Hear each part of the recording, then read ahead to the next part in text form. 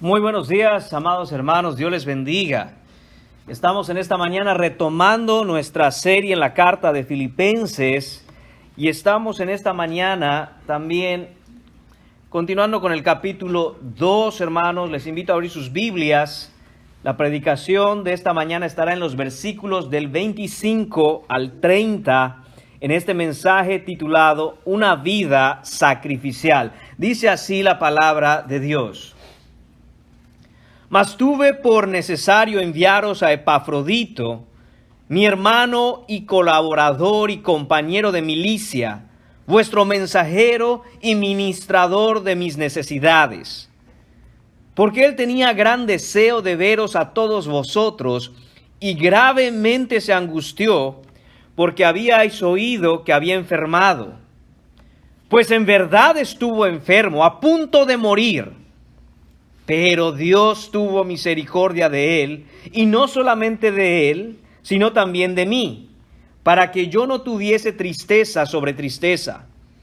Así que le envío con mayor solicitud, para que al verle de nuevo os gocéis y yo esté con menos tristeza. Recibidle pues en el Señor con todo gozo, y tened en estima a los que son como él, porque por la obra de Cristo estuvo próximo a la muerte, exponiendo su vida para suplir lo que faltaba en vuestro servicio por mí. Oremos, hermanos. Te damos las gracias, Señor, una vez más por este tiempo que vamos a tener en tu palabra. Gracias, Señor, porque estamos aquí, Señor, en este día para adorarte, Señor, para ser instruidos por tu Santo Espíritu a través de tu palabra. Señor mío, que nuestro corazón sea transformado por lo que está escrito. Señor Padre, pedimos en el nombre de tu Hijo Jesús, Señor, que podamos venir a la convicción. Ábrenos el entendimiento para creer verdaderamente que hemos sido salvos para vivir sacrificialmente por la causa de Jesucristo.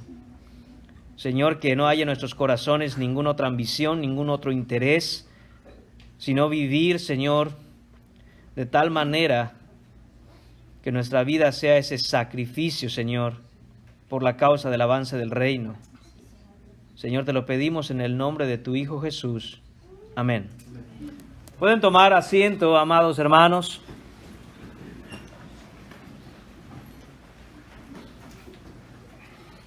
El pasaje de esta mañana, hermanos, nos presenta a Epafrodito, a quien Pablo describe como un hombre en alta estima. Este es el único libro en la Biblia, la carta a los Filipenses, en el que se le menciona. No hay ningún otro pasaje más que en la carta a los Filipenses que vemos el nombre de Epafrodito. Y hermanos míos, Epafrodito es alguien de quien debemos saber y alguien de quien debemos aprender, porque su persona y su carácter son un claro ejemplo del vivir cristiano. Lo que sabemos es que Epafrodito era de Filipos, era miembro de la iglesia de los filipenses y fue comisionado por esta iglesia, fue enviado por sus hermanos para llevarle a Pablo una ofrenda económica y para ayudarle cualquiera que sea su necesidad, y después de eso regresar cuando fuera el tiempo con un reporte de la situación de Pablo, que recordemos está preso en Roma.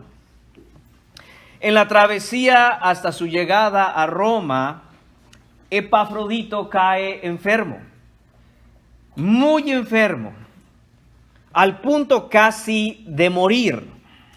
Y las noticias de su estado de salud llegan hasta Filipos. Y los hermanos en la iglesia se preocupan mucho por él.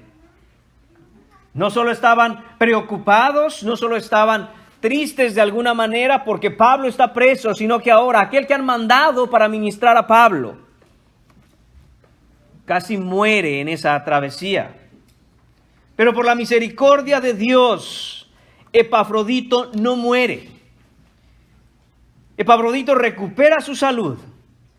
Epafrodito sale de esa enfermedad. Y Pablo ha escrito esta carta ahora y se la entrega a él para llevarla de regreso a Filipos. La carta tiene la intención de alentar a los hermanos en la iglesia de los filipenses a vivir gozosamente y de manera digna del Evangelio. Y por extensión, ese es el propósito de esta carta para nosotros hoy también. Alentarnos a vivir una vida digna del Evangelio de manera gozosa. Y Pablo escribe dando primero el modelo perfecto de esa vida digna del Evangelio, de esa vida sacrificial en el ejemplo, en el modelo del Señor Jesucristo. Después de esto, Pablo empieza a hablar de otros 3 ejemplos concretos de hermanos que están viviendo el Evangelio de manera íntegra. Primero empieza con él mismo. Él quiere ponerse como un ejemplo de vivir por la causa del Evangelio, aun si está preso, aun si su vida depende de ello. También habló en esta carta del hermano Timoteo. En el pasaje anterior a este se nos presentó a Timoteo con ese carácter probado, un carácter de un joven que es un hombre maduro en la fe, que es fiel al Señor. Y en estas líneas vemos a Epafrodito como tercer ejemplo o modelo a imitar. El ejemplo de Epafrodito es uno de los que debemos aprender, hermanos, y debemos aprender diligente y rápidamente, porque Epafrodito es presentado aquí como esa vida cristiana en la que no está poniendo su mirada ni sus ojos en sí mismo, sino que está poniendo los ojos en Cristo al vivir por los demás. Esta es la manera en que Dios quiere que vivas tu vida cristiana. Esta es la manera en que Dios quiere que vivas, hermano. Esta es la manera en que debes vivir, hermana mía. Todos deben crecer y madurar espiritualmente de tal forma que desarrollen las características propias de una vida sacrificial por el Evangelio. En Marcos capítulo 10, versículo 45, Jesús dijo lo siguiente: porque el Hijo del Hombre, refiriéndose al mismo, no vino para ser servido, sino para servir y para dar su vida en rescate por muchos. Esto es lo que está haciendo Epafrodito en este pasaje. Esta fue la vida del hermano Epafrodito. Él está imitando a su Salvador al vivir sacrificialmente. Y eso es lo que estás llamado a ser cristiano. Eso es lo que estás llamada a ser cristiana. Hacer un sacrificio vivo para Dios. Hermanos míos, vivir sacrificialmente es la manera de vivir cristianamente. No hay otra opción. No hay una sugerencia de vida alternativa. El sacrificio como elemento central de la vida del cristiano es innegable. Vamos a ver entonces, hermanos, en esta mañana, cuáles son algunas características de una vida sacrificial presentadas en el carácter, en la vida, en el modo de vivir del hermano Epafrodito. Punto número 1 en esta mañana estará en el versículo 25, el carácter de Epafrodito. Dice así la palabra de Dios: mas tuve por necesario. Este es Pablo escribiendo, es Pablo hablando y diciéndole a los hermanos en Filipos: tuve por necesario enviaros a Epafrodito. Él está acabando un párrafo en donde está hablando de que quiere enviar, desea enviar, espera en el Señor, dice el versículo 19, enviaros pronto a Timoteo. Pero entre tanto, dice, tuve por necesario enviaros a Epafrodito. Y miren qué dice aquí: mi hermano y colaborador y compañero de milicia, vuestro mensajero y ministrador de mis necesidades. Hay aquí, hermanos míos, 5 componentes, 5 palabras que nos permiten distinguir claramente qué tipo de hombre fue el hermano Epafrodito. Y estas están en un orden lógico. Estas están ordenadas en una importancia desde la más fundamental hasta la más alta. Es decir, no podemos cumplir la segunda si no hacemos primero la primera. Y no podemos llegar a la tercera sin hacer antes la primera y la segunda. Y así sucesivamente hasta completar esos 5 componentes de la vida del hermano Epafrodito que debemos imitar para vivir dignos del Evangelio. La primera es, dice Pablo, mi hermano. Es lo que dice Pablo. Epafrodito, mi hermano. Pablo nos dice que Epafrodito era un hermano en la fe. Es decir, Epafrodito es cristiano. Él no juega con las cosas de Dios. Él no se conforma simplemente con llegar a la iglesia el domingo. No, él es un verdadero hermano. Él ha nacido de nuevo por el poder del Espíritu Santo.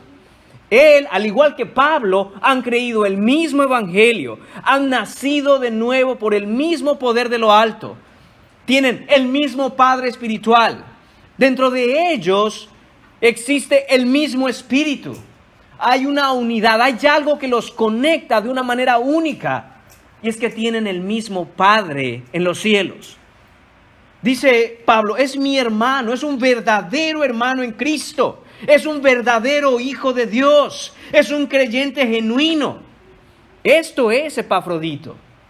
Y Pablo lo reconoce. Y esto mismo se debe poder decir de ti hoy, en esta mañana. Debemos poder verte y decir, es mi hermano, es mi hermana, ha nacido de nuevo, ha creído el evangelio, no es la misma persona, ha creído el evangelio y ha nacido por el poder del Espíritu y tenemos el mismo Padre, pertenecemos a la misma familia. Ya no pertenecemos más, en última instancia, a la familia de la cual nosotros vinimos, sino que pertenecemos ahora a una familia de más alto orden, a una familia espiritual. Ciertamente siempre tendremos vínculos de sangre con nuestra familia en la carne. Pero mientras nuestra familia en la carne no venga a creer el evangelio, no venga a nacer de nuevo por el poder del Espíritu, esa relación es simplemente temporal y no dura nada. Dura unas cuantas décadas y se acabó.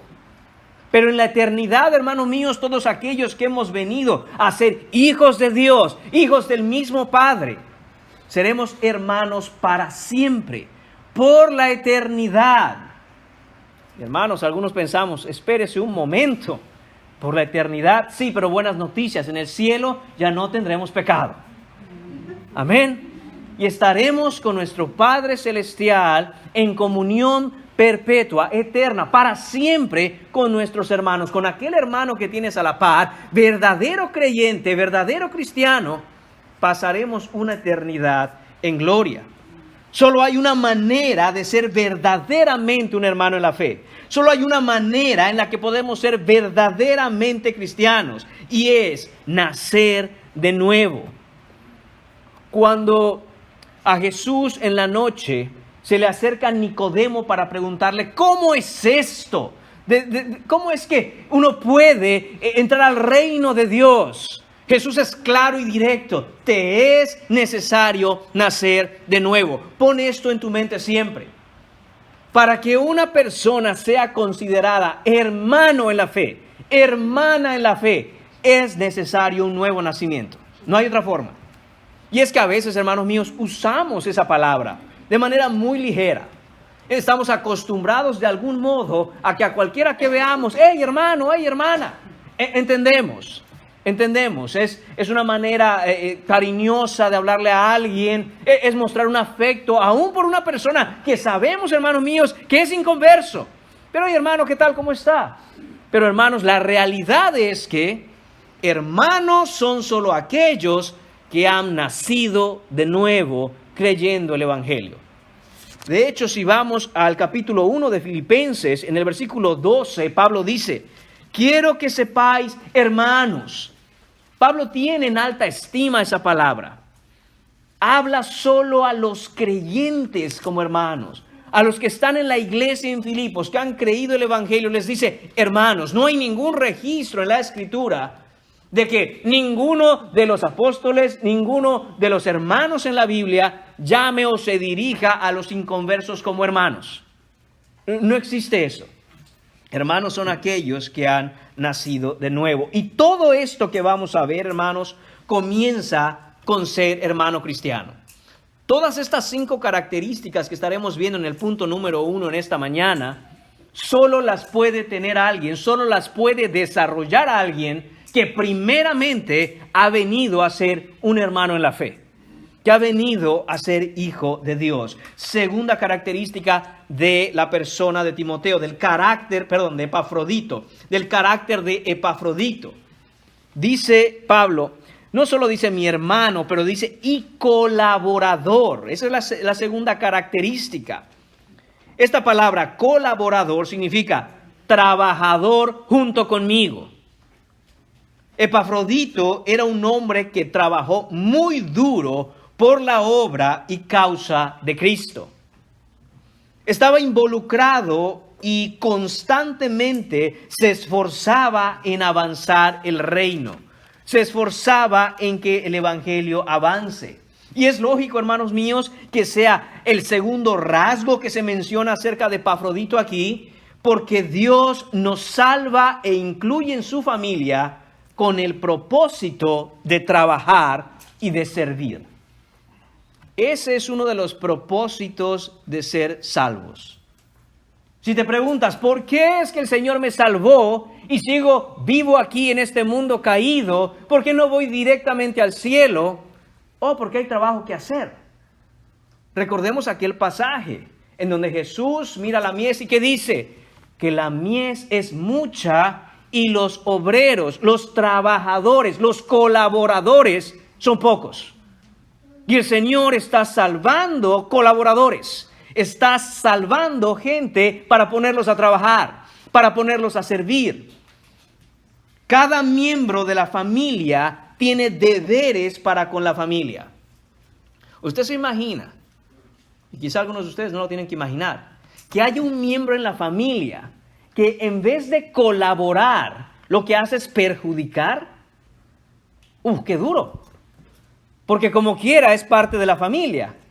No es como que uno pueda hacer algo y decir ya no es parte de la familia. Cuanto más, hermanos míos, en lo espiritual, el Señor nos salva no para ser un lastre o un peso que el resto de los hermanos tenga que cargar, sino que nos salva para ser colaboradores, para trabajar junto con. Nadie en la familia debe estar ocioso sin hacer nada. Hay que colaborar, hay que trabajar, hay que ayudar, hay mucho que hacer. Dios nos salvó y hay una función que cumplir en su familia. Pablo usó intencionalmente la palabra colaborador. Pudo haber dicho simplemente trabajador. Él es un trabajador, pero no, puso colaborador o cotrabajador. Quiere decir que trabaja junto conmigo, que trabaja al lado de mí. Es mi hermano y mi hermano y yo honramos juntos al mismo Padre. ¿Cómo lo honramos? Sirviéndole y trabajando para Él. Esto es, hermano, lo que significa la palabra colaborador. La idea aquí, hermanos, es que como creyentes llevamos la misma carga juntos, empujamos el mismo peso, jalamos el mismo bulto, estamos uno al lado del otro con el mismo yugo arando la tierra. No es que aquí está Epafrodito sirviendo a Pablo y Pablo está simplemente sentado para que le sirvan. Dice Pablo, es mi colaborador. En la obra, en el trabajo que hay que hacer, no estoy solo. La carga no la llevo yo solo. Tengo a Epafrodito conmigo, quien es mi colaborador, quien lleva la misma carga, el mismo peso, juntos empujando hacia adelante, los dos. Y no solo ellos dos, por extensión, hermanos míos, todo cristiano está llamado a ser un colaborador. Estás llamado a ser un colaborador, no solo un hermano cristiano, pero un colaborador, un trabajador, un servidor en la obra del Señor. Considera tu vida cristiana y evalúa si eres como Epafrodito hasta ahora. No solo soy hermano en la fe, sino que he entendido que venir a la familia de Dios significa ser también un servidor. Y la verdad es que no todos haremos lo mismo, pero todos debemos hacer algo. Y todos debemos hacer eso por la misma causa. Ahí está el punto del colaborador, que es la misma causa. No es que cada quien está haciendo una cosa por su cuenta, por su lado, como subirse a un bote de remos y cada quien le da para donde quiere. No, hermanos, sino que juntos tenemos un destino, tenemos una meta, está trazada una ruta y colaboramos para llegar hasta ahí. Algunos harán algo más visible en el cuerpo de Cristo. Otros harán cosas aparentemente más pequeñas, y enfatizo, aparentemente más pequeñas o hasta se pudieran considerar, mundanamente hablando, insignificantes, entre comillas, pero que para el que es ministrado por esas pequeñas cosas significan mucho. Y hermanos, todos tenemos aquí, todos debemos tener aquí bien claro que hay algo que hacer. A veces puede ser una llamada por teléfono, a veces es una visita, a veces es estar pendiente de otros hermanos con un mensaje, es colaborarle con algo que necesita quizá. Algunos de nosotros tenemos ciertas aptitudes o talentos o facilidades que otros no tienen. Y de esa manera nos ayudamos los unos a los otros como un solo cuerpo, como una sola familia. Y todo esto por una sola causa, y enfatizo eso. La causa es el avance del Evangelio. No es que nos estemos ayudando para buscar alguna meta o alguna ambición mundana, no. Eso ya se hizo antes. Hubo un momento en el que, así como hoy, un grupo de personas mundanas se puso de acuerdo para lograr una meta. Y hubo tanta gente que se puso de acuerdo que pensó que iban a llegar al cielo. Se llamó la Torre de Babel. No estamos hablando de esas metas. Estamos hablando de la meta del Evangelio. Porque la Torre de Babel acabó en lo que fue, porque Dios dijo, no es así. Pero hermanos míos, en la obra del Evangelio, Dios bendice una congregación, un cuerpo de Cristo, una iglesia que fija sus ojos en una sola cosa, el Evangelio y el avance del mismo. Y que juntos colaboran para seguir adelante y llevar el Evangelio a otros, para fortalecerse los unos a los otros, para edificarse los unos a los otros, para amarse los unos a los otros. Esa es, hermanos míos, la instrucción aquí. Y es que Pablo, hermanos, no nos está dando una serie de mandatos. Esto es hermoso en realidad por parte de Pablo. No nos está diciendo, tiene que ser un colaborador. El argumento de Pablo es, miren al hermano Epafrodito, al que todos en Filipos amaban. Miren quién es él y cómo es él. Imítenlo. Él es cristiano como ustedes. Pablo apela al hecho de que todos ahí creen en el Salvador y aman al Salvador y aman a Epafrodito. Miren a Epafrodito e imítenlo. Él no es solo un hermano en la fe, no es solo querido hermano en la fe, sino que también es un colaborador, como todo colaborador y hermano en Cristo debe ser, con la causa del Evangelio.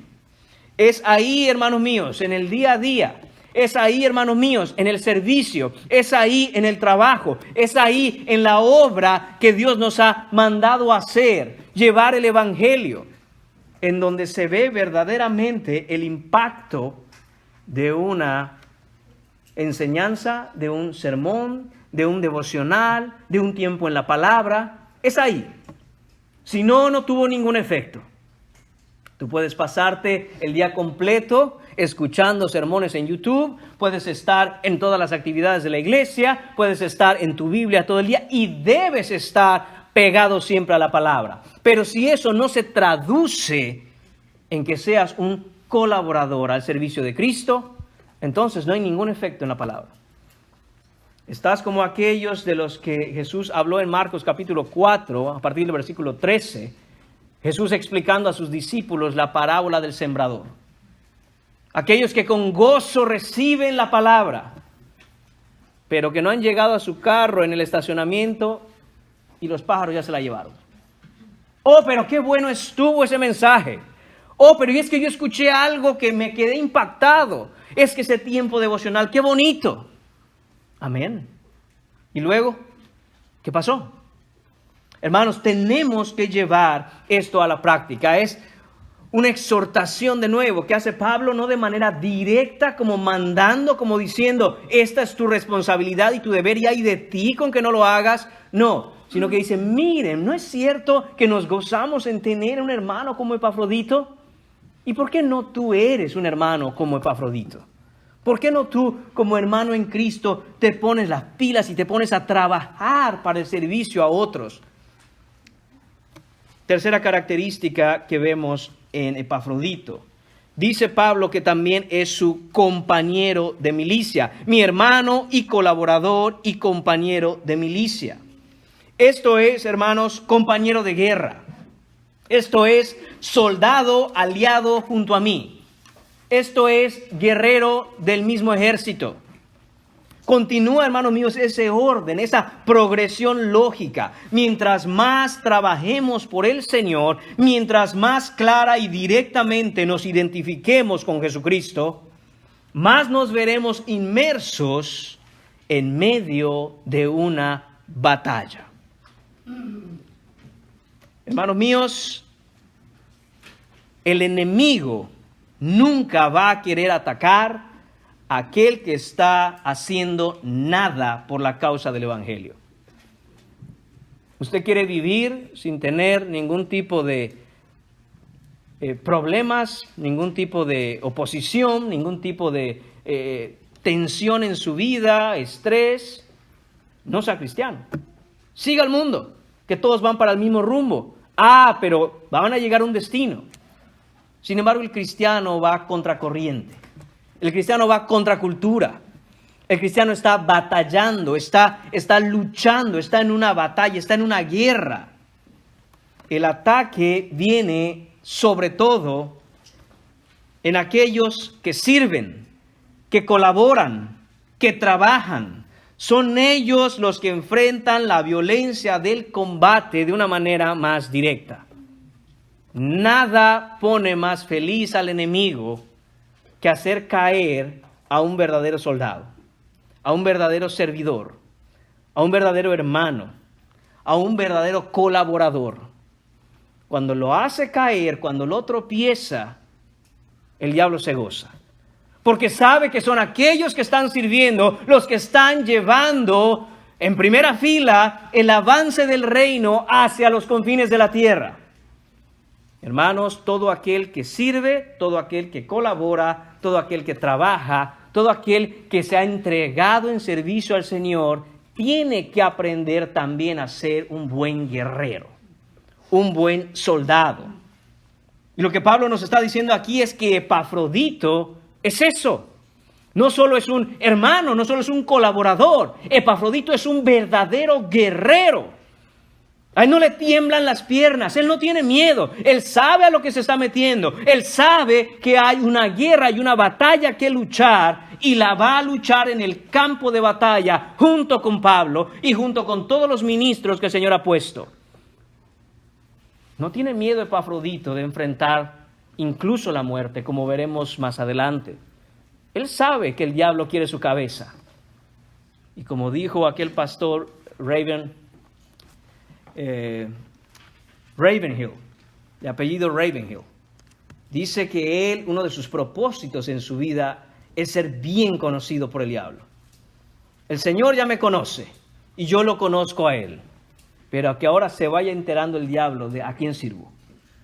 Ese era su propósito de vida. Leonard Ravenhill, un hombre que sirvió como pastor, que sirvió como evangelista, que sirvió en muchos lugares, con una pasión por el Señor y siempre hablaba de sus constantes batallas por el reino de Dios.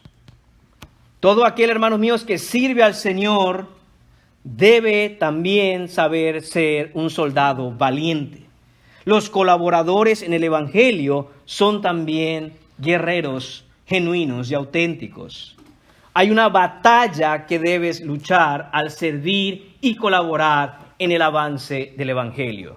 Y hermanos míos, esto de ser también compañeros de milicia. Esto de ser soldados y guerreros no es una cosa sugerida en la palabra de Dios, sino que cuando vamos creciendo en la palabra y vamos creciendo y madurando en lo espiritual, terminamos sí o sí enfrentando este tipo de batallas. Y es mejor, hermanos míos, que nos acostumbremos y que abracemos nuestra identidad, no solo como parte de la misma familia y hermanos en Cristo, pero también como servidores y más aún como guerreros, como soldados para el reino.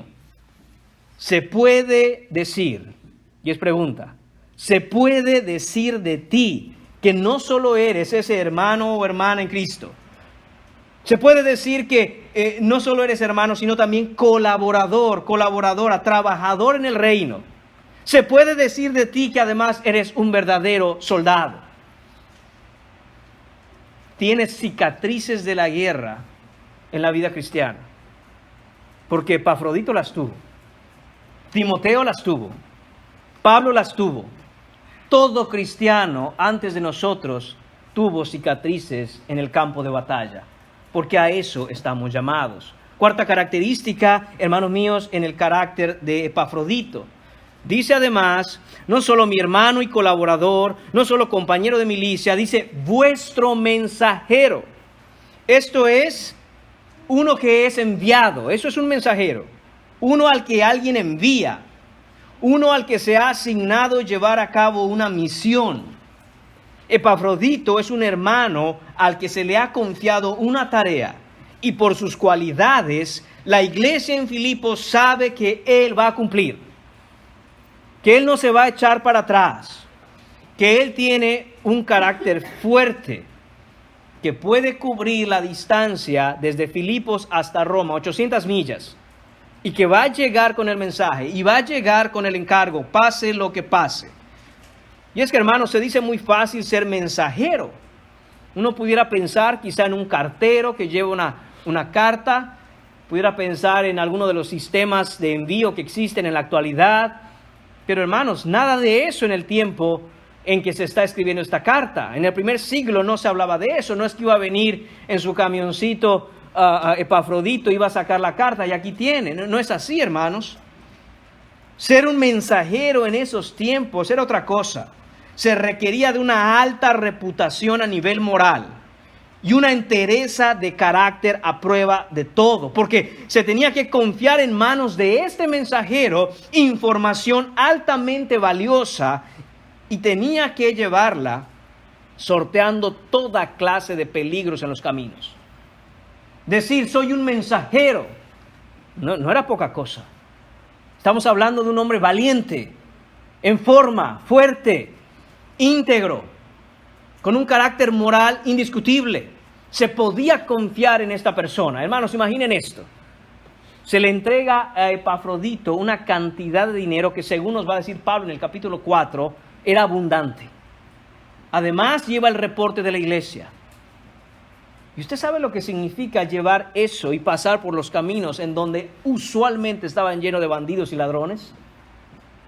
Hermanos, podemos argumentar de hecho que todos los mensajeros andaban armados y no debió haber sido diferente para Epafrodito.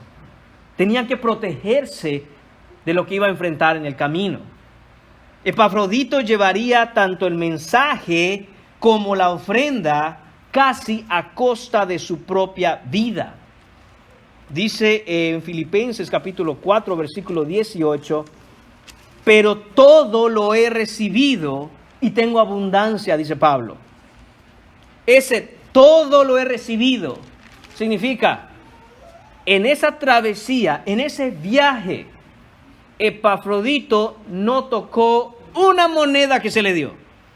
Así como se lo entregaron, así llegó hasta Pablo. Dice Pablo, todo lo he recibido. Absolutamente todo. Sabemos, hermanos, que en esa travesía casi se muere el hermano Epafrodito. Y no pasó por su mente decir, pues voy a usar parte de esto que se está enviando, porque miren cómo ando, estoy enfermo, voy a ver un médico, alguna medicina quizá, voy a pagar una posada, quizá me voy a quedar ahí unos días para descansar. No, hermanos, Epafrodito tenía bien clara su misión y a pesar de todo, él continuaba adelante. Como un jugador de fútbol americano que tiene esa pelota y no importa que le peguen, que lo persigan, que lo jalen, que lo empujen, no importa, tiene que cruzar esa línea y anotar. Esa era la mentalidad de Epafrodito. Se le entregó un mensaje, se le dio un encargo y él no buscó excusas, él no ponía peros, no había problema que se presentara que él no dijera, yo lo resuelvo, yo veo qué hago, yo veo cómo, pero voy a llegar. Mire qué dice Proverbios capítulo 10, versículo 26. Como vinagre a los dientes y como humo a los ojos, así es el perezoso a los que lo envían. No sé si está usted familiarizado con algún tipo de problema teniendo vinagre en los dientes. Quizás no nos relacionamos de una manera directa con eso, pero creo que todos, hermanos, entendemos lo que es humo en los ojos. Qué molesto, qué fastidio. Cuando uno está tratando de encender algo, quizá hacer un barbecue ahí o algo y el carbón viene y le entra el humo en los ojos, uno enseguida se tiene que restregar los ojos o hacer algo porque es fastidioso, es molesto. Y dice Proverbios que así de molesto es cuando un mensajero, cuando usted envía a alguien y ese alguien es un perezoso, no lo quiere hacer, a todo le encuentra un problema, como dicen por ahí, le encuentra un problema a cada solución. No quiere hacerlo, punto. No Epafrodito, hermanos, no Epafrodito. Él era diligente, ágil, laborioso, perseverante, confiable, ingenioso. Problema que se presentara, problema que él veía cómo resolver.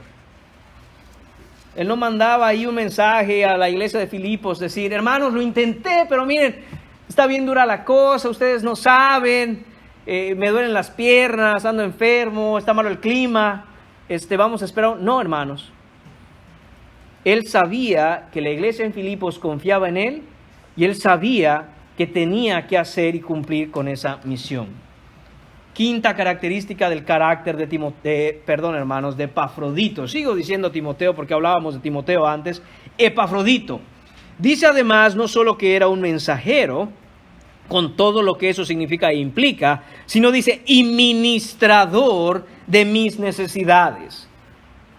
Ministrador, otra palabra que nos deja ver ese carácter que tenía Epafrodito. Recuerde, van en orden lógico. Primeramente, hay que ser hermano en la fe. Si uno no es hermano en la fe, nada de esto es posible. Es imposible desarrollar estas características en la vida de manera que le den gloria y honra al Señor. Hay que comenzar siendo creyentes, hermano en la fe, colaborador, compañero de milicia, mensajero y ahora vemos ministrador. Esto es aquel que ministra, aquel que provee, aquel que proporciona apoyo, aquel que está al servicio de alguien. En este caso, dice Pablo, de mis necesidades. En esta misión en particular, Epafrodito quiere suplir una necesidad que Pablo tenía. Recordemos que Pablo, estando en un encarcelamiento domiciliario, él tenía que pagar la renta de la casa donde estaba.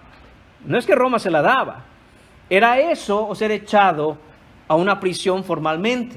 Así que los hermanos colaboraban, se las arreglaban para proveer a Pablo de lo que necesitara.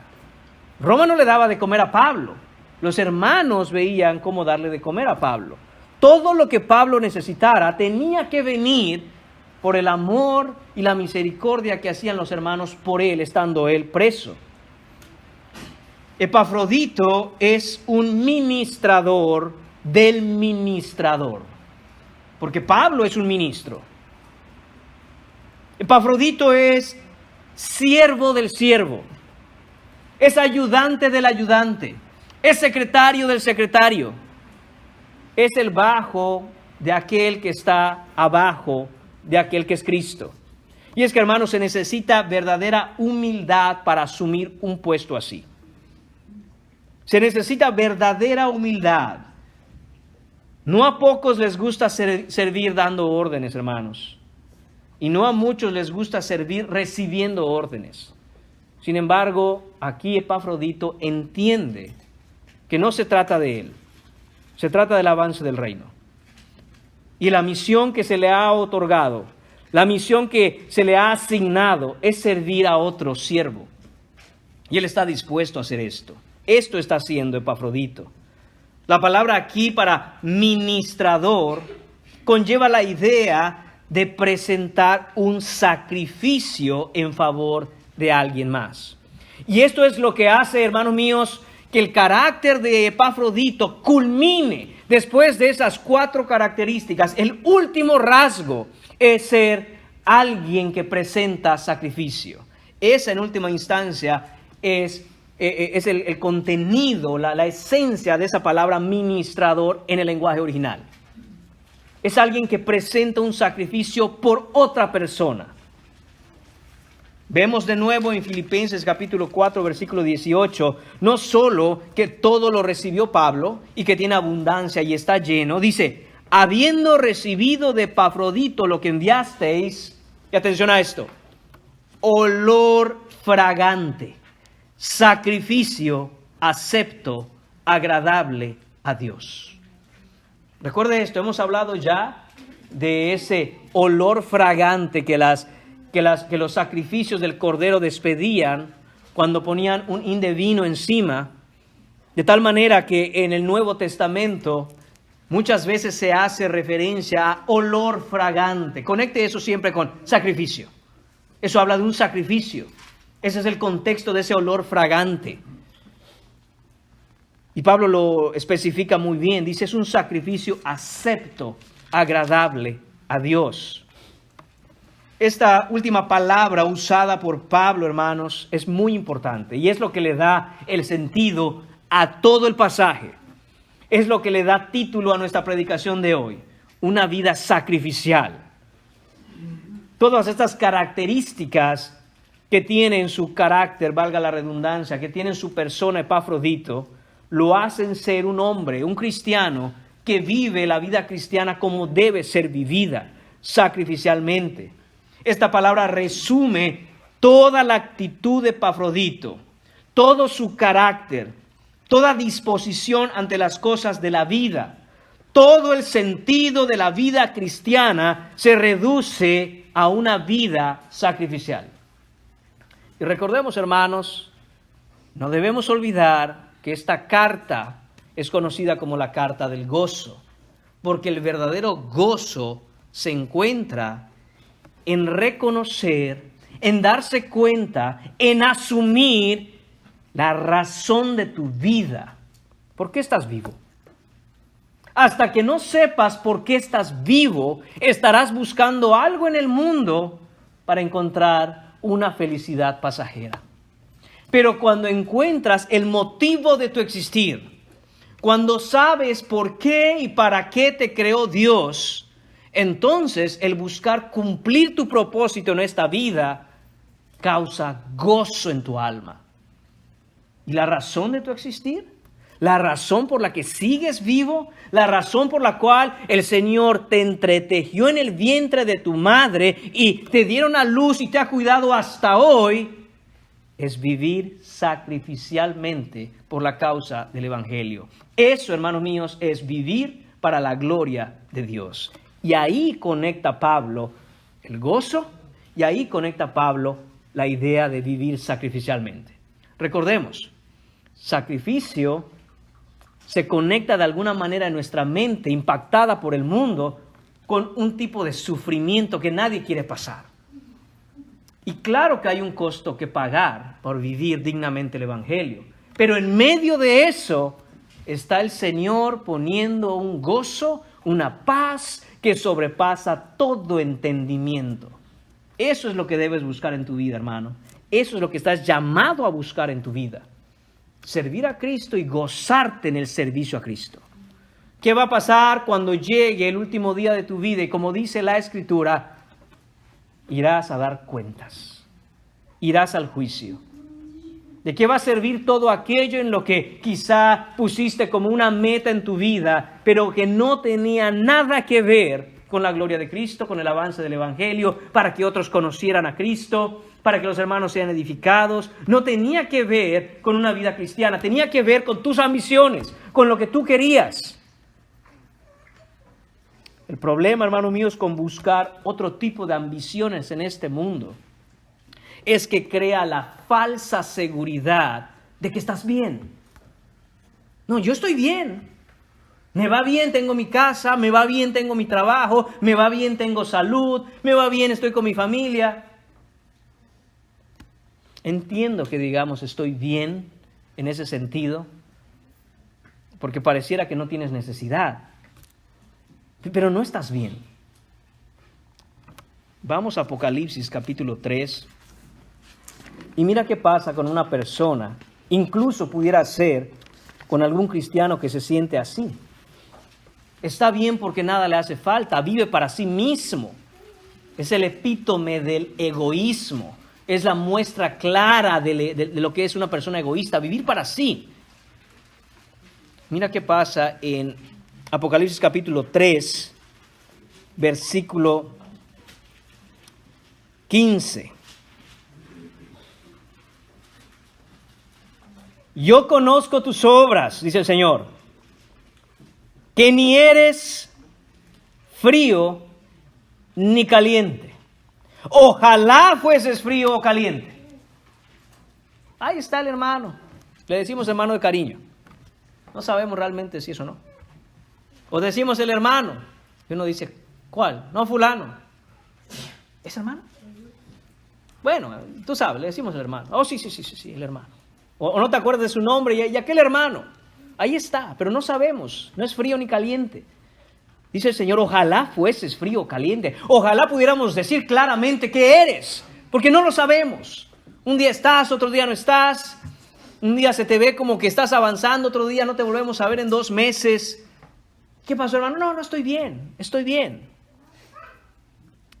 Dice, porque tú dices, versículo 17, yo soy rico y me he enriquecido y de ninguna cosa tengo necesidad. Y dice el Señor, y no sabes que tú eres un desventurado, miserable, pobre, ciego y desnudo. Con todo lo que la iglesia en la Odisea tenía, que estaba asentada en un lugar, en una ciudad de prosperidad, decía esta iglesia, estamos bien, no nos hace falta nada, tranquilos. Sí, no, gracias. Estamos bendecidísimos. Dice el Señor, no sabes lo que eres. No sabes que cuando vives así... Y es que, hermanos, aquí el punto no es condenar la prosperidad que el Señor pueda dar. El punto es amar esa prosperidad antes que buscar las cosas del reino. Mateo capítulo 6, versículo 33 dice esto. Mas buscad primeramente el reino de Dios y su justicia. Eso es primero. Lo demás es añadidura. Y si viene añadidura, bien. Y si no, también. Eso no nos va a quitar nuestro enfoque de ir hacia adelante. Dice el versículo 18, por tanto yo te aconsejo que de mí, dice el Señor, de mí compres oro refinado en fuego. ¿Usted sabe lo que cuesta refinar el oro en fuego? Sacrificio. A nadie le gusta pasar por el fuego. Pero eso es lo que está diciendo el Señor. No está diciendo literalmente, mira, aquí hay oro, cómpralo de mí. No, está diciendo, tienes que vivir sacrificialmente. Tienes que pasar por el fuego. Tienes que ser refinado como el oro. Y entonces serás rico. Y entonces tendrás vestiduras blancas para vestirte. Y entonces no se descubrirá la vergüenza de tu desnudez. Eso es lo que el Señor nos manda, hermanos, con respecto a vivir sacrificialmente, a vivir la vida cristiana como es debido. Pregúntate, ¿soy un hermano en Cristo? ¿Soy una hermana en Cristo? ¿Verdaderamente he venido a creer el Evangelio? ¿Realmente puedo decir que soy de la familia de Dios? Soy un colaborador, soy una colaboradora, hago mi parte, estoy compartiendo con otros de Cristo. Y hermanos, aclaro esto, no significa que durante el par de horas que estamos en la iglesia, aquí es que hay que moverse a hacer algo.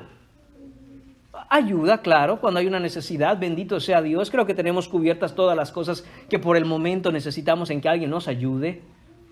Pero no se trata, hermanos míos, de un par de horas en un lugar específico, en un edificio, para decir, hay que servir en la iglesia. Recuerda que la iglesia eres tú. Es decir, todos los que están aquí sentados y son creyentes son la iglesia. Y durante la semana la iglesia debe funcionar. La iglesia debe continuar haciendo lo que ha sido enviada a hacer, que es llevar el evangelio a toda criatura. Y muchas veces eso empieza, hermanos míos, con el lugar de trabajo donde estás, quizá compartiendo con alguien, orando con alguien, como ya he dicho, estar pendiente de otros hermanos, estar llevando el evangelio a algún incrédulo, con aquellos chiquitos que tenemos nosotros, nuestros hijos, que no han hecho una profesión de fe, que están creciendo y se les debe enseñar. Preséntales el evangelio continuamente, constantemente, llámalos al arrepentimiento, enséñales la palabra. Oh, hermano, es que usted no sabe, los niños. Hermanos míos, estoy convencido de una cosa y cada día me convenzo más. La prueba de sacrificio para el cristiano son sus propios hijos. Oh, qué sacrificio.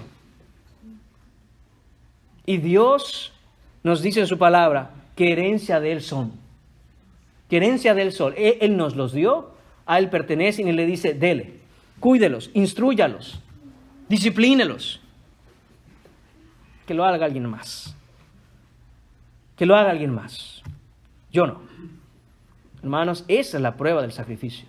Si no puedes amar a tus propios hijos al grado de que te vas a sacrificar porque ellos crezcan, no solo físicamente, pero en el Señor, ¿cómo pensamos siquiera que vamos a ir con un desconocido y preocuparnos verdaderamente por su salvación?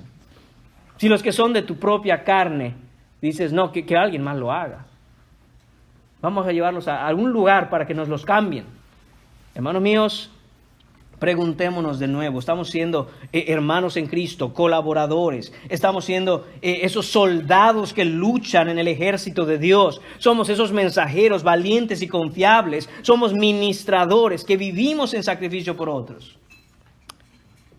Hermanos míos, en un sentido muy personal, cuando veo a Epafrodito, hermanos, solo veo qué tan lejos estoy de llevar esa vida sacrificial que el Evangelio demanda de los que hemos venido a creer. Y el punto aquí es que desarrollemos esas características ya que somos cristianos. ¿Nota usted la diferencia? Pablo no está hablando con la iglesia de Filipos y les dice, si es que son cristianos, imiten a Epafrodito. Dice, ya que son cristianos, miren a su hermano Epafrodito a punto de morir por servir a Cristo, imítenlo. Ustedes son cristianos, el mismo Espíritu mora en vosotros, el mismo Padre tienen. Se puede, pero hace falta, hermanos míos, una convicción de querer vivir la vida cristiana como es debido. Punto número 2 en esta mañana. Vamos a ver brevemente la preocupación de Epafrodito. Ya hemos visto su carácter y ahí nos hemos centrado la mayor parte del tiempo. Ahora vemos que hay una preocupación en Epafrodito. Versículos 26 y 27. En el versículo 26 leo, porque él tenía gran deseo de veros a todos vosotros y gravemente se angustió porque habíais oído que había enfermado. Miren qué vemos aquí. Epafrodito estaba angustiado, estaba altamente preocupado por los hermanos en Filipos, porque Epafrodito se enteró de que los hermanos en Filipos también a su vez ya se habían enterado de que él había enfermado y casi se muere. Él había sido enviado para saber cómo está Pablo, para ayudarlo, para llevarle esa ofrenda, para estar ministrando a Pablo en lo que sea necesario. Y ahora los hermanos en Filipos no solo están preocupados por Pablo, viene una preocupación también por Epafrodito. Y Epafrodito dice, no, se angustia, porque él sabe que él está siendo de alguna manera causa de preocupación por los hermanos en Filipos. Él había sido enviado para hacer todo esto. Y resulta que el ministrador ahora tiene que ser ministrado. El que iba ahora tiene que ser ayudado. Y Epafrodito dice, no quiero que mis hermanos se preocupen. Esto, hermanos míos, es todo lo contrario al egoísmo.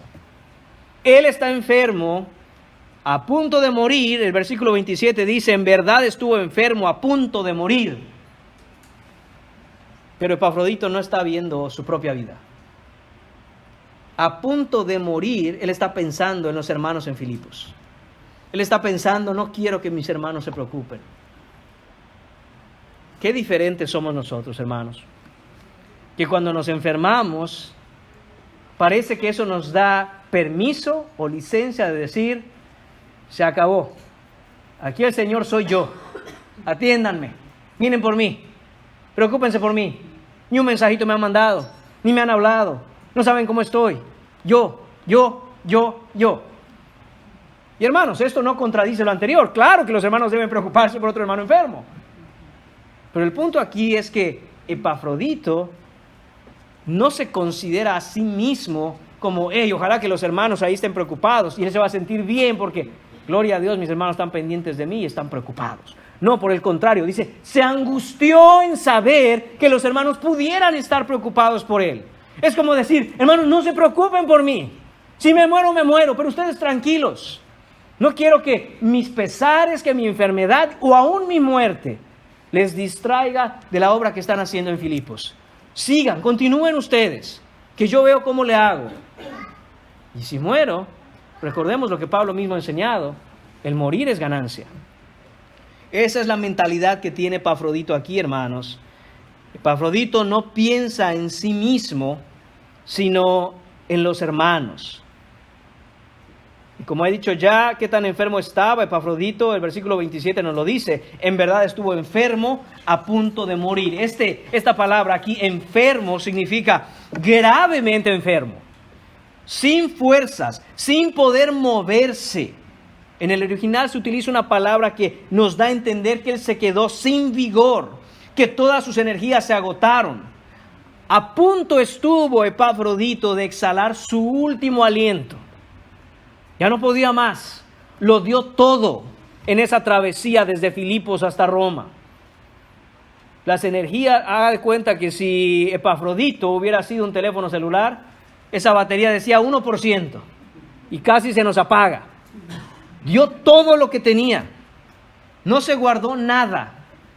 No pensó en su integridad, en su bienestar. Si Epafrodito estuviera hoy entre nosotros, muchos ministros lo regañarían por decir, Epafrodito, párale, tranquilo, no es mucho, te vas a hacer daño, ya estás muy fanático.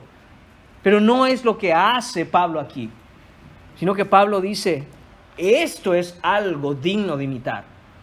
Lo está dando todo por la causa del Evangelio. Y obviamente, hermanos, Epafrodito no se quiere morir. No piensa en rendirse, pero no por él, sino por los otros, por Cristo y por los hermanos. Epafrodito está llevando a la práctica el versículo 4 del capítulo 2 que dice, no mirando cada uno por lo suyo propio, sino cada cual también por lo de los otros. Eso está ejemplificando Epafrodito ahí. Y eso nos pide el Señor que ejemplifiquemos.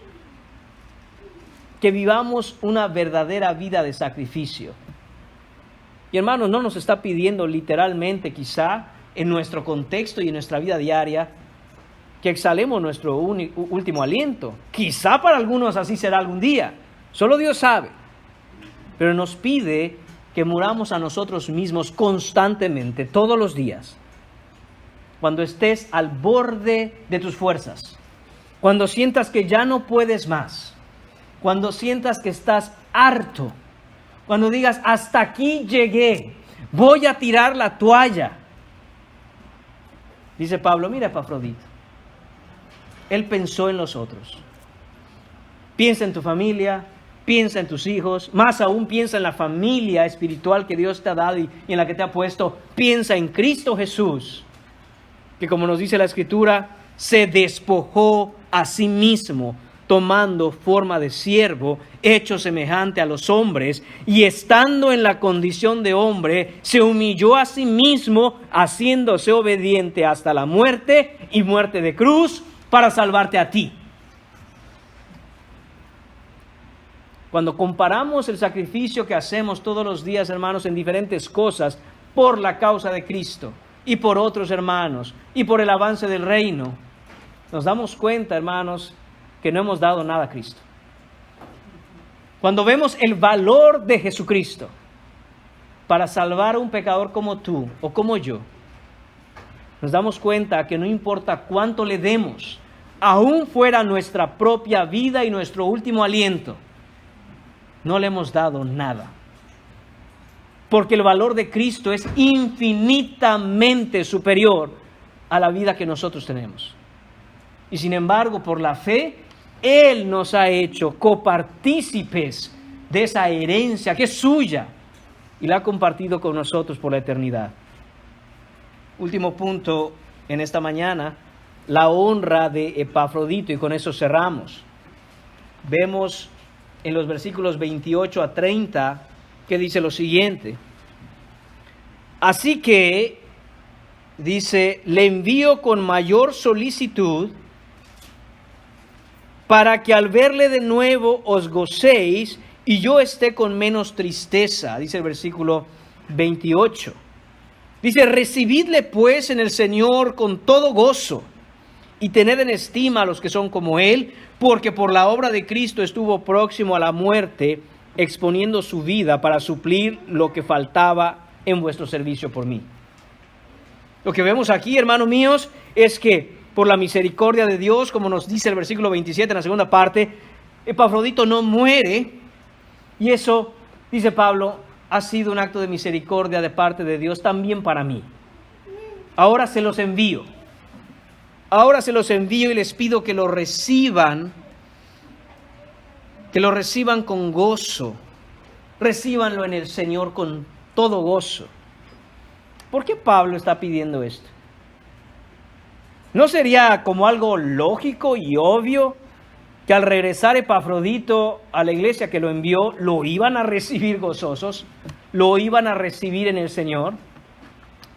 Hermanos, no nos dice directamente el texto por qué razón Pablo está haciendo esta petición, pero muy probablemente es que Epafrodito tenía la misión no solo de llevar la ofrenda económica a Pablo en Roma y servirle a Pablo, sino de quedarse con Pablo a servirle. Esa era, en última instancia, la misión que tenía Epafrodito. Y al regresar de pronto, iba a sorprender a los hermanos que Epafrodito estuviera en Filipos de nuevo, cuando habían acordado muy probablemente, como dije, que él se quedara en Roma sirviendo a Pablo. Así que Pablo lo que quiere hacer es, dice, yo se los envío. No es que Epafrodito renunció a la misión. No es que Epafrodito dijo, bueno, habíamos acordado algo con los hermanos, pero después de esta enfermedad que tuve y casi me muero, ¿saben qué? Voy de regreso a Filipos a estar en casa tranquilo. No. Dice Pablo, nada lejos de la realidad. Muy por el contrario, él estaba dispuesto a cumplir la misión a la que fue enviado, pero dice Pablo, así que le envío con mayor solicitud. De hecho, en el versículo 25 dice, tuve por necesario enviarles a Epafrodito. Dice Pablo, vi que lo más necesario, lo más prudente, lo que tenía que hacerse es regresar a Epafrodito a ustedes. Muy diferente de cómo habla de Timoteo, que dice en el versículo 19, espero en el Señor enviaros pronto a Timoteo. No con Epafrodito. Dice, es necesario, tuve que hacerlo. Es algo que se debía hacer. Este hombre casi se muere. Esto no es juego. Así que recuperó fuerzas y se los envío. Por lo cual, dice Pablo, dice que deben recibirlo en el Señor. Esto de en el Señor es la misma expresión del versículo 19 en este capítulo. Espero en el Señor. Quiere decir que esa es la voluntad del Señor. Recibirle pues en el Señor. Dice, abrácenlo cuando llegue. Entiendan que en la voluntad del Señor, Epafrodito vivió lo que vivió y pasó por las peripecias que pasó, casi se muere, para que yo se los envíe, para que sea el ejemplo que ustedes puedan ver de cómo se vive sacrificialmente por la causa del Evangelio. Y no solo eso, les dice, y tened en estima a los que son como Él. Ahí está, hermanos míos, la honra de Epafrodito. Leo de nuevo, tened en estima a los que son como Él. Lejos de preguntarle a Epafrodito, hey, ¿por qué regresaste? ¿En qué habíamos quedado? Acordamos que ibas a estar con Pablo sirviéndole. ¿Qué pasó, hermano? Lejos de eso, dice Pablo, recíbanle en el Señor con gozo y estímenle. Estímenle mucho. Esto es, hónrenlo, respétenlo, aprécienlo, estímenlo, valórenlo, cuídenlo a él y a los que tienen un carácter como el de él. A todos los que tienen la misma actitud sacrificial como Epafrodito, deben honrarlos, deben amarlos, deben respetarlos, deben imitarlos, porque en última instancia la imitación es un acto de honra. Hónrenlo y estímenlo. Hombres así, mujeres así, son muy pocos, son muy pocas. Y son un regalo de Dios a su iglesia. Ténganlos en alta estima. Cuando vemos, hermanos míos, que Pablo dice que Dios tuvo misericordia no solo de Epafrodito, sino también de mí, dice.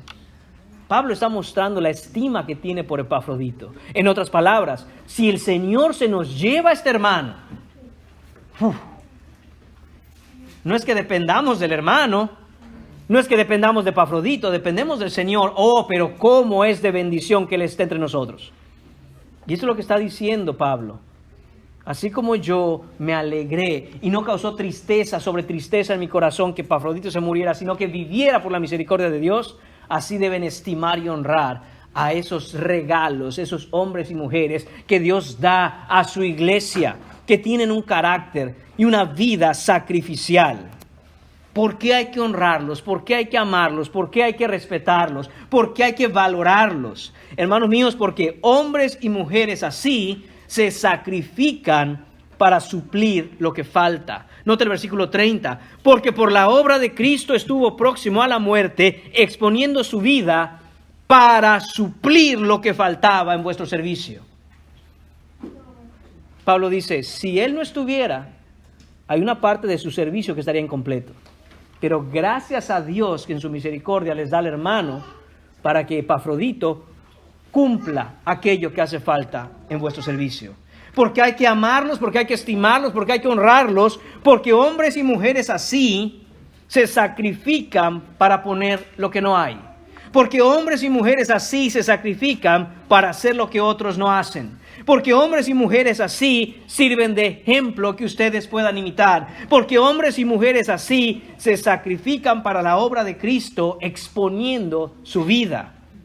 Porque hombres y mujeres así dan constantemente y todos los días un poco de su vida, un poco de su tiempo, un poco de sus fuerzas, mucho de sus energías, mucho de sus recursos y mueren a sí mismos poco a poco todos los días por el servicio sacrificial a otros.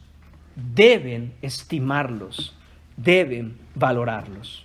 Eso es lo que nos está diciendo Pablo aquí. Dios manda, hermanos, honrar, tener alta estima la vida de hermanos, la vida de personas que viven sacrificialmente por la causa de Cristo, porque la vida sacrificial es la más grande expresión de amor a Dios y a los otros. Porque voluntariamente debes decidir morir a ti, a tus propios deseos, a tus propios intereses, por la causa del Evangelio.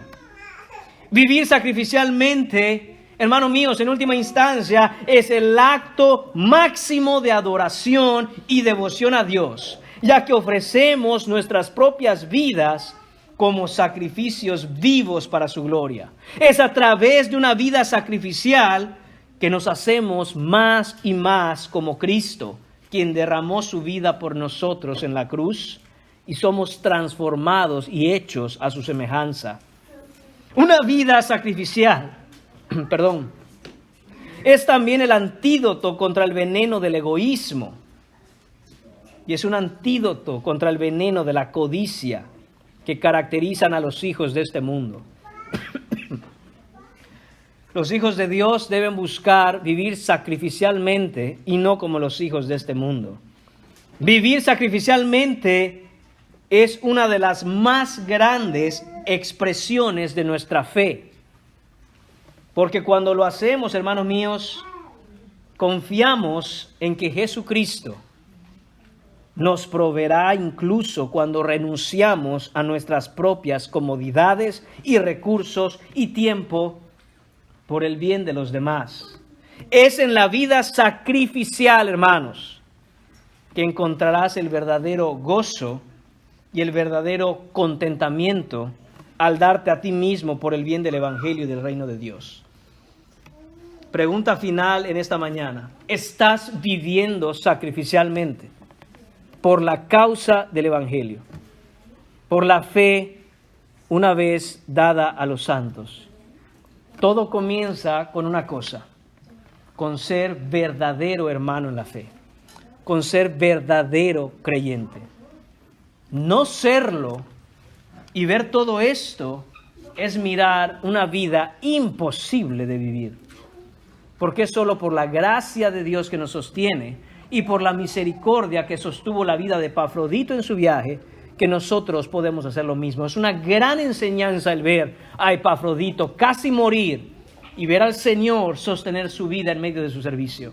Porque eso es, hermanos míos, lo que pasa todos los días cuando una persona, cuando un cristiano, cuando un hermano está dispuesto a entregar su vida en servicio a la causa del Evangelio. Es la misericordia de Dios que lo sostiene. Si no has venido a ser un verdadero hermano en la fe, un verdadero creyente, si no has nacido de nuevo por el poder del Evangelio, la invitación y el mandato del Señor es este: que todo hombre en todo lugar se arrepienta de sus pecados y venga a creer en Jesucristo. Que sea hoy el día en que te entregues a vivir para el Señor, que le des la espalda a tu pecado y vengas por la fe a nacer de nuevo. Oremos, amados hermanos. Señor y Padre, gracias te damos por tu palabra y gracias te damos, Señor, porque siempre nos muestra, Señor, el modelo perfecto para vivir en Cristo. Y aún nos da, Señor, ejemplos de otros hermanos que aprendieron a vivir, Señor, como tú mandas, como a ti te agrada. Señor, que podamos desarrollar cada día más y más esa imagen de Cristo en nosotros. Que podamos desarrollar esas características, esos rasgos en nuestra persona, Señor, que nos hagan vivir vidas sacrificiales para tu gloria. Te lo pedimos en el nombre de tu Hijo Jesús. Amén.